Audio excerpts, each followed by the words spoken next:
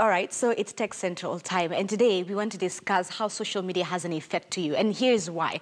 There are a few graphics that I would love to share with you to show you what happens in just a minute of your time. While you are listening to me speak, this is what has happened on the internet. Take a look at this. They are coming up on your screens right now. Facebook, 973,000 logins have happened just in 2018. In 2017, this stood at around 900,000. Google last year had about 3.5 million search queries. It has gone up to 3.7 million. Netflix viewers, the net and chills, there you are, well represented. 266,000 hours are watched. Let me remind you, this is within an hour of the internet, just within a minute rather. Snapchat users, despite Rihanna and what she's been saying, 2.4 million snaps have been created right now in just a minute. And here are a few more. Messenger, 250,000 messages have been sent already under in the last 1 minute. That's with Messenger. But this is more specifically GIF messages. WhatsApp, 38 million. It has gone up since last year's 16 million text messages that have been sent out in just under a minute. For email users, 156 of you last year had sent an email in under 1 minute, but now that stands at around 187 million. Tinder people. Yes, we see you online dating, 1.1 million swipes. Last year, it stood at 990,000. Lastly, for Twitter fanatics, 481,000 tweets were sent in just under 1 minute. Right now, as we've been speaking. Last year, that number stood at 452,000. Instagram lovers, last year, you were at about 46,200 posts uploaded in just 60 seconds. This time round, this year, you've done 170,000 in terms of scrolling. YouTube fanatics. Last year, we were at 4.1 million views, videos rather viewed in 1 minute. Now, we stand at 4.3 million views. Again, let me just remind you, this is all under 60 seconds. What you've had or what you've said, you've been part of those numbers globally. I have Saruni with me, Saruni Minor, who is a tech journalist with TechWiz, as well as Anthony Ndugu, a digital analyst with Nendo. Gentlemen, it's so good to have you this morning. Thanks for having us. First of all, how jealous are we with Asia and the whole thing that they have going on, the 38th annual conference? Why don't we never have such things like this, Saruni? Okay, personally, I'm actually really jealous because this is the kind of things I live for, you know. Blockchain, come on. When you're thinking, I need to go there, I need to be there, I need to attend CS, but things happen here and there, but anyway. All right, let's welcome Anthony into the discussion. Anthony, those numbers were astonishing, just to show you how people's lives are so committed to this thing we call the mobile. Again, those numbers were just under 60 seconds. Are you shocked that these numbers are there just to show how it is that as human beings, we're so much on our phones that our phones has taken over our day-to-day lives? Actually, this is not shocking. And if I may project that trend, it's something that's set to rise as time goes by. Right. We're following Moore's law, and as you know, phones are becoming faster and more efficient. And in this attention economy, as we'd call it. I like that, attention economy. The attention economy. I just had to echo that. Continue. So each individual company like Netflix, YouTube, Snapchat, are fighting to have an increase in that uptick. And so they're making ways in which the user interface is more desirable, you know, buttons everywhere. And just trying to hone in the uptick in the users. And yeah, it's a win for people? For them. For the video, for the companies like them. Saruni, is it a win for us on this other side? Attention economy. I've learned that term today. Attention economy, where you, oh my goodness, like what's the first thing you do in the morning? Personally is switch off my alarm or snooze it. But after that, maybe after the shower, I'll definitely go check my phone, check my Twitter, see what's happening, check the road, see if there's traffic and all that. Twitter is the first place you go to? Yes. Okay. Yeah. So, like, to answer your question you asked, is it good for us? Well, it's a double-edged sword. So there's a good part and the bad part. Whether you decide which one cuts sharper, it's up to you and how you use the internet and social media, sorry. So personally, on my side, I think it's good. Without it, I don't think I would be here. I don't think some jobs would actually exist. But we can't just neglect that and say that, yeah, it did good and there's no negative side. There's the negative side. And like he said, that it's an attention economy, meaning every other company out there is trying to grab your attention. It's trying to keep you glued to their service, to their platform. Let's go back to the Facebook story. The one we were debating about. Exactly. So Facebook has seen that, yeah, a platform like ours, TechWiz, posts news on Facebook, but that we post links that take people away from Facebook. And that is what Facebook is trying now to cut off. Facebook wants everyone to be locked in on their own platform. So they will create experiences and new services to make sure you're there. Last time we talked about Facebook and dating. They're literally trying to tell you, no, you don't need Tinder on your phone. Come here, we have a similar platform. Now they're trying to tell you, you don't need Netflix. Snapchat? You don't need, yeah, exactly, Snapchat with their... Insta stories now. Stories and everything. Facebook has it now. So literally they're killing every other platform out there. And also to add on to that, you can Instagram recently changed the algorithm in which you see the scrolls of images. So it's no longer in chronology, but based on images you haven't seen. I know. Yeah, and also the explore button that keeps you glued within the app itself. And also we are seeing the apps themselves limiting the traffic that goes to other sites, so in case you click on a link, it's still on another site, you're seeing it within the app and not the site in which the content is. Right. We asked Kenyans, what is the first site that you go to in the morning when you wake up? Saruni has just snitched on himself. He said Twitter. Anthony, yours has got to be? Sorry? Which site do you go to first thing in the morning? That would be wired.com. Wired.com. Okay, for his it's wired.com, for Saruni it's Twitter. We asked Kenyans, what is the first site that you normally log on to and why the preferable site? Take a look. Inakuwaga mzuri kwa maana kifanyika kitu unatumiwa na unaelewa hiyo maneno haraka haraka. Nafurahia sana kutumia Facebook kwa sababu inaleta marafiki wengi sana. Hata wengine siwakumbuki wanakuja, tunaanza kuongea. Tena kuna information inaingia, unaelewa mambo vile inaendelea. Sasa kama president wakati anaenda, tunaona kwa Facebook, unaona sasa anaelekea. I use social media in a phone because my phone is a very small one. It doesn't have several things to do with, actually, but I can see because it is not an expensive one. Okay, so for him, he's nowhere to be found, which is okay. But that's not the reality. The older generation are even more active on social media than even some of us millennials.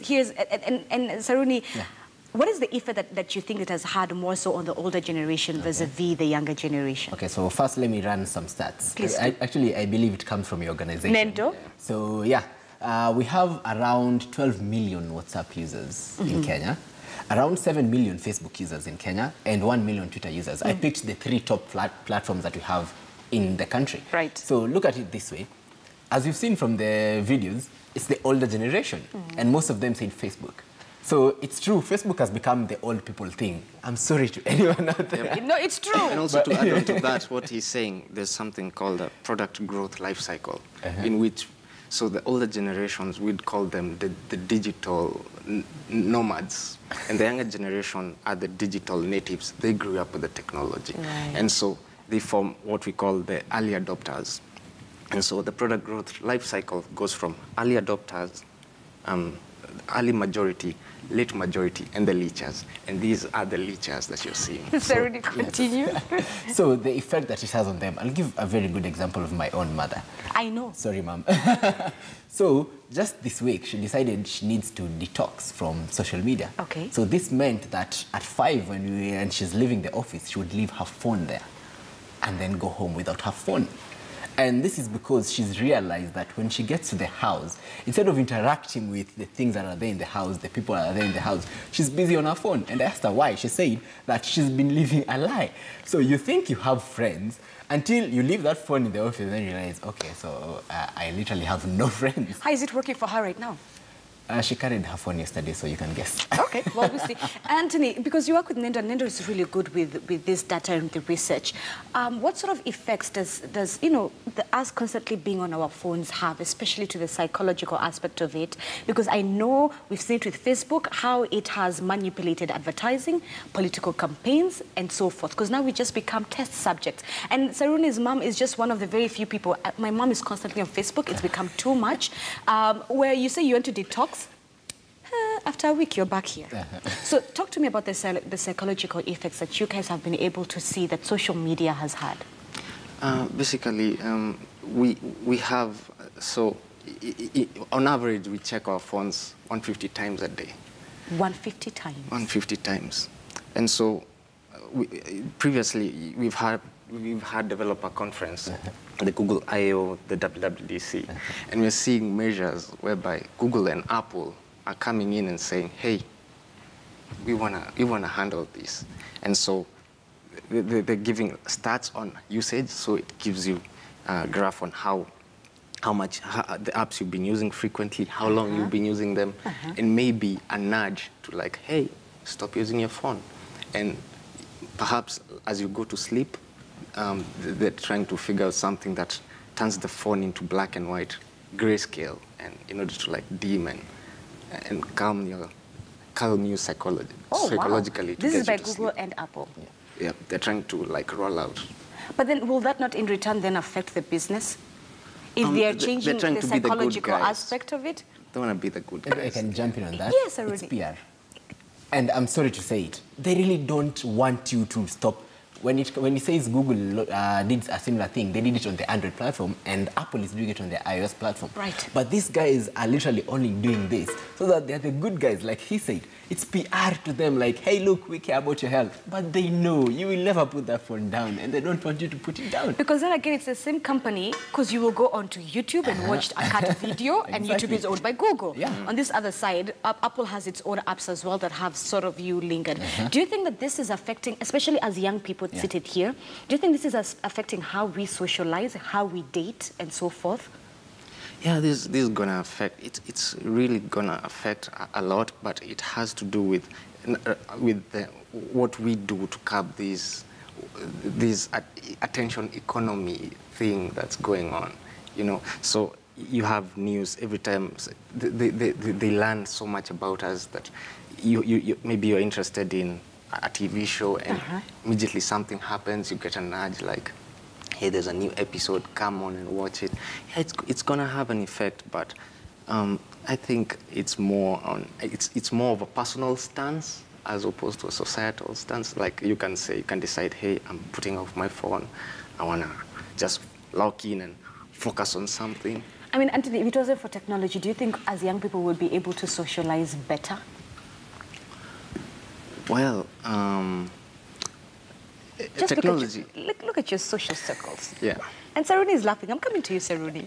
Majority of, some of my friends that we hang out with, we've met through online platforms. So there's no way we disregard it. But when it gets to a point whereby it's changing political scenarios, it's changing our behaviors, our morals, then that's where we kind of have to take a stance about it. Saruni, do you think that as young people, just jump on the conversation, whether technology has changed, either in a negative or positive way, how we socialize as young people of this generation, and would we be better to socialize if it wasn't for these gadgets? Well, I'm part of the generation that grew up with the phones and computers around. So one thing I would say I'm sorry again, I know people will bash me on for this. According to the movies that I've watched that depict how people socialized in the olden days, you saw that people actually went outside to play. The only way you would know someone is somewhere was if their bike was outside a certain shop or certain, such things. But right now, I remember a while back there was a meme going around on social media that nowadays when you go to your friend's house, instead of knocking, you send a text. So you can see things have changed the way we interact, even with the people we are seated with. Right. So people like for example, maybe you and him, instead of us literally just talking, we might go out having lunch, but 80% of the time we'll be on our phone. Oh, look at this. Oh, look at this guy. Oh, look at this girl. You see? So yeah, it's a bad thing because we've become disconnected. We no longer see each other as person to person, but it's person, phone, person. So the phone has become the intermediary between all of us. But on the positive side, it means that if Zinzi decides to go to South Africa, to go to the UK, we can still communicate. Right. So again, like I said, it's a double-edged sword. And to add on to what you said, it's a personal stance. You decide, do I want to be a slave to my phone, or do I want to actually control it? So it's so bad for you to be on your phone. Maybe it's the way you earn money, maybe it's the way you check up on your friends, but when you get to that point where you can't actually interact with someone you're seated with because you're on your phone, then it's a problem. There's a problem. Yes. Anthony, would you like to add on to that as your closing remark as well?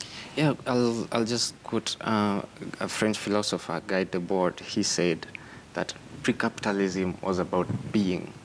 Capitalism was about having, and post-capitalism, where we are at now, is about appearing rich, appearing knowledgeable, appearing savvy, and that's the kind of thing we'd want to be a little bit concerned about. You know, Serena, when you're talking about the meme of where when you get to your friend's house, is you text them instead of knocking, I actually had remembered that I wanted to say it. Thank you so much, gentlemen, for being here. Serena Maina, who is a tech journalist with TechWiz, as well as Anthony Ndugu, who is a digital analyst with Nendo. Michael, have you heard of that? The attention economy. Look at you. Are you serious right now, Michael? I'll get back to you in just a bit. I'm on Twitter, Snapchat, WhatsApp, Telegram, you know, all those. And I really need to keep up with my friends. So really, right now, I don't have time for you. What were you saying? You know, Michael, I feel like you're those people who, you know, take a photo of their meal fast every single time. Have you heard of that, the attention economy? You're the people who are fitting into this. Yes. Well, no. Actually, to be very honest, I do have a rule. So at a certain time during the day, I completely go off data.